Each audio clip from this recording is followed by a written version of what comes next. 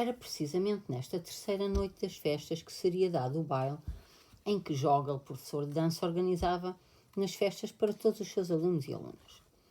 Nikolenka, vais ao Jogel? Vai, por favor, disse Natasha. O próprio Jogel pediu expressamente que fosses. E Vassili Dmitrich Denisov também vai. Onde não ia agora, por ordem da condessa, disse Denisov por brincadeira, desempenhava em casa o papel de cavalheiro de Natasha. Estou pronto a dançar o pas de chau. Se tiver tempo, prometi aos Arkarov ir lá, tem um serão, disse Nikolai. E tu? Dirigiu-se a Dolokhov. Mal fez a pergunta, percebeu que não deveria tê-la feito.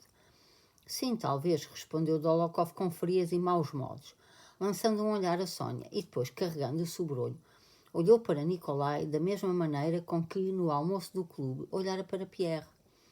Há aqui qualquer coisa, pensou Nikolai, e ainda mais convencido disso, depois de Dolokhov, terminado o almoço, se ter ido embora imediatamente, chamou Natasha e perguntou-lhe o que se passava. Também andava à tua procura, disse Natasha, correndo para ele. Já te tinha dito, mas não quiseste acreditar, disse ela com ar vitorioso. Ele pediu Sónia em casamento.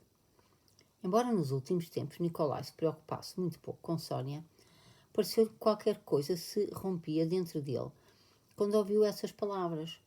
Dolokhov era um partido decente e, em certo sentido, brilhante para Sónia, órfã, sem dote. Do ponto de vista da velha condessa e da sociedade, a proposta dele era irrecusável. Por isso, o primeiro sentimento de Nikolai quando ouviu a notícia foi de raiva contra Sónia. Preparava-se para dizer, é excelente, é óbvio que é necessário esquecer as promessas infantis e aceitar a proposta. Mas não teve tempo de o dizer. Imagina, ela recusou definitivamente, disse Natasha. Disse-lhe que amava outro homem, acrescentou depois de uma pausa. A minha Sónia não podia proceder de outra maneira, pensou Nikolai. Por mais que a mamãe insistisse, ela recusou. E sei que, se o disse uma vez, não vai mudar. E a mamãe insistiu com ela, disse Nikolai em tom de censura. Foi, disse Natasha. Sabes, Nikolenka, não te zangues, mas sei que nunca há de casar com ela. Sei, pronto, e só Deus sabe porque é que sei, mas tenho a certeza de que não casas com ela. Bem, isto tu não podes saber de modo algum, disse Nikolai. Mas preciso falar com ela. Que maravilha de Sónia, acrescentou sorrindo. É mesmo uma maravilha, vou chamá-la. E Natasha, dando um beijo ao irmão, saiu a correr. Um minuto depois entrava Sónia assustada, embaraçada, culpada. Nikolai aproximou-se dela e beijou-lhe a mão. Era a primeira vez, nesta licença de Nikolai, que falavam a sós e sobre o seu amor. Sophie, começou Nikolai primeiro com timidez, depois com uma firmeza cada vez maior. Se quiser recusar um partido não só brilhante, mas também vantajoso, mas ele é um homem nobre, um homem excelente, é meu amigo. Sónia interrompeu. Eu já recusei, disse apressadamente. Se é por causa de mim que recusa, tenho medo que... Sónia voltou a interrompê-lo, olhou para ele, suplicante com medo. Nicolas, não me diga, disse ela. Não, tenho de dizer-lhe. Talvez seja suficiente da minha parte, mas sempre é melhor dizê-lo. Se é por minha causa que recusa, tenho de lhe dizer toda a verdade. Amo-a, acho eu, mais do que qualquer outra pessoa. Para mim chega, disse Sónia corando. Bom, mas já me apaixonei e vou ainda apaixonar 1000 vezes. Embora não tenha por ninguém um sentimento de amizade, de confiança e de amor como tenho por si. Além disso, sou jovem. A mamãe não quer. Por isso não posso simplesmente prometer nada. Peço-lhe que pense na proposta de Dolokhov, disse ele articulando, a grande custo, o nome do seu amigo. Não diga isso, não quero nada. Gosto de si como um irmão e vou amá-lo sempre, não preciso de mais nada. É um anjo. Não sou digno de si e tenho medo apenas de a enganar. E Nikolai beijou-lhe mais uma vez a mão.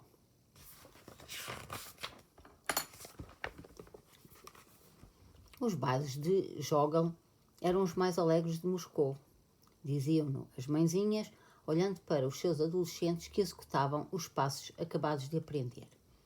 Diziam-no os próprios adolescentes que dançavam até à exaustão. Diziam-no as meninas adultas e os jovens senhores que vinham a estes bailes por condescendência, mas acabavam por encontrar neles o melhor divertimento. Só no corrente ano foram arranjados nestes bailes 2 casamentos. 2 lindas princesas Gortchakov, encontraram noivos e casaram-se, aumentando ainda mais a fama destes bailes. O peculiar destes bailes era que não havia anfitriões. Havia o benevolente Joggle, voando como uma pena e fazendo rapapés de acordo com todas as regras da sua arte e recebendo da parte de todos os convidados bilhetinhos pelas lições. E também que estes bailes eram frequentados apenas por quem desejava divertir-se, como desejam as meninas de 13 ou 14 anos que vestem pela primeira vez vestidos compridos. Todas elas, com pouquíssimas exclusões, eram ou pareciam bonitas. Tal era o fascínio que havia nos seus sorrisos, tal era o fulgor nos seus olhos. As melhores alunas chegavam mesmo a dançar o pas de Charles. E a melhor de todas, destacando sem graça, era Natasha. Neste último baile, porém, apenas se dançavam escocese, inglês e a mazurca, acabada de entrar na moda. Joggle pedir emprestada uma sala em casa de Bezukov e o baile estava a ser muito bem sucedido, toda a gente o dizia. De tantas moças bonitas, as meninas Rostov eram das melhores. Ambas muitíssimo felizes e animadas. Sónia, orgulhosa com a proposta de Dólokhov, com a sua recusa à proposta e com a conversa com Nikolai, já em casa rodopiava, impedindo a criada de lhe arranjar as tranças. Agora luzia toda numa alegria impetuosa. Natasha, por se ver pela primeira vez de vestido comprido e num verdadeiro baile, estava ainda mais feliz. Ambas tinham vestidos de musselina branca com fitas cor-de-rosa. Natasha apaixonou-se mal entrou no baile. Não se apaixonou por ninguém em particular, mas por todos em geral. Apaixonada por este, apaixonada por aquele, consoante os olhava neste ou naquele momento. Ah, que bom, dizia sempre que corria ao encontro de Sónia. Nikolai e Denisov andavam pelas salas observando os dançarinos com um ar carinhoso e protetor. Que querida ela é, será uma beldade, disse Denisov. Quem? A condessa Natasha, respondeu Denisov. E como dança, que graça, disse passado um pouco. Mas de quem estás a falar? Da tua irmã a raios, gritou Denisov com irritação. Rostov sorriu. Meu caro conde, o senhor é um dos melhores alunos. Tem de dançar, disse o pequenino Joggle aproximando-se de Nikolai. Veja quantas meninas bonitas. Fez o mesmo convite a Denisov, também antigo aluno dele. Não, meu caro, eu farei ofício de corpo presente, disse Denisov. Já não se lembra como eu tinha mau aproveitamento nas suas aulas. Oh não, apressou-se a consolá-lo Joggle. Estava apenas com pouca atenção, mas tinha capacidades. Sim, tinha capacidades. Soaram os sons da novidade musical. A mazurca. Nikolai não podia recusar o pedido de Joggle e convidou Sónia.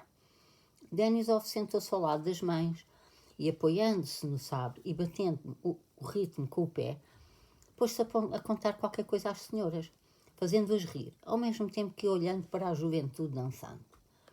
O primeiro par era o de Joggle com Natasha, a melhor aluna e o orgulho dele.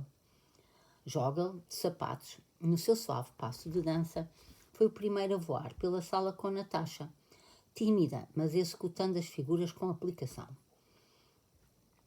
Denisov não tirava os olhos dela e batia o ritmo com o sabre de tal maneira que se tornava claro que só não dançava porque não queria e não porque não soubesse. No meio da dança chamou Rostov, que passava ao pé dele. Não é assim, disse ele. Achas que aquilo é que é a mazurca polaca? Mas dança bem.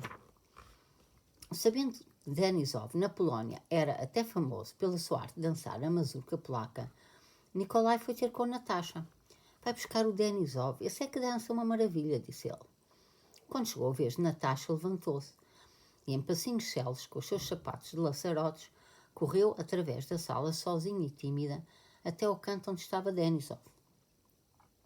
Via que toda a gente estava a olhar para ela à espera. Nikolai via que Denisov e Natasha, sorrindo, discutiam. Que Denisov recusava, mas sorria de felicidade.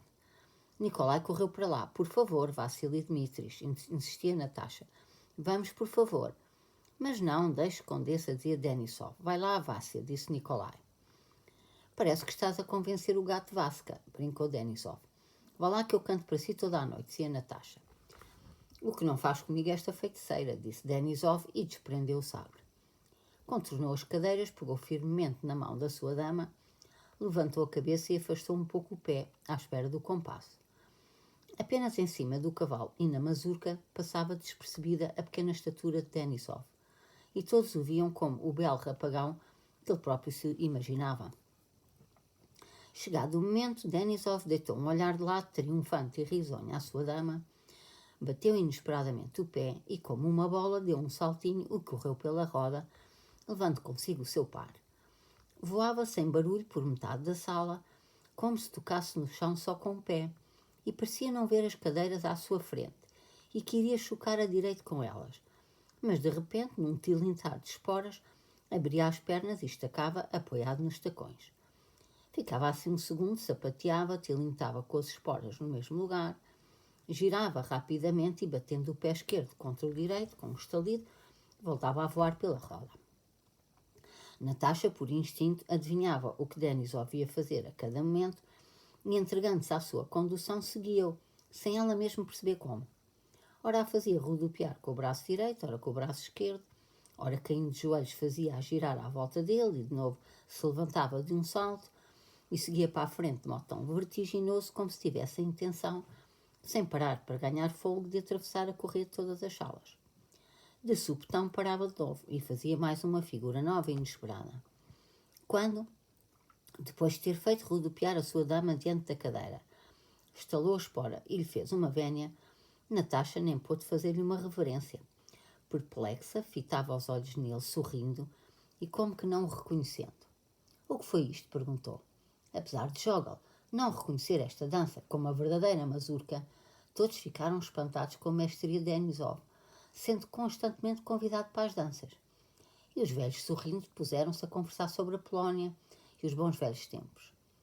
Denisov, corado da dança e limpando a cara com o lenço, sentou-se ao lado de Natasha e não saiu de junto dela durante todo o baile. 13. Durante os 2 dias que se seguiram, Rostov não viu Dolokhov em casa de seu pai, nem o encontrou em casa de Maria Ivanovna. No 3º dia, recebendo um bilhetim dele. Como não tenciono visitar mais a vossa casa pelas razões que conheces, e como vou para o exército, dou hoje à noite uma festa de despedida para os meus amigos. Aparece no hotel inglês. Passava das 9, depois do teatro, onde tinha ido com a família Denisov, quando Rostov foi para o hotel inglês. Foi conduzido de imediato à melhor sala do hotel, que Dolokhov reservara para a noite. Havia umas 20 pessoas à mesa, com realce para Dolokhov, sentado entre 2 velas. Haviam-se moedas de ouro e notas de banco na mesa. Era Dolokhov quem tinha a banca. Depois do pedido de casamento e da recusa de Sónia, Nikolai ainda não o vira e sentia-se embaraçado, não sabendo como ia ser o encontro. Rostov foi recebido logo à entrada pelo olhar claro e frio de Dolokhov, como se o esperasse havia muito. Há muito que não nos víamos, disse ele. Obrigado por teres vindo. Deixa-me acabar isto, depois vem o Iliushka com o coro. Passei várias vezes por tua cara, disse Rostov corando. Dolokhov não respondeu. Podes apostar, disse. Então Rostov lembrou-se da conversa estranha que tivera uma ocasião com Dolokhov. Jogar à sorte é só para parvos, tinha-lhe dito Dolokhov. Tens medo de jogar comigo? Continuou Dolokhov, como se tivesse adivinhado os pensamentos de Rostov e sorriu.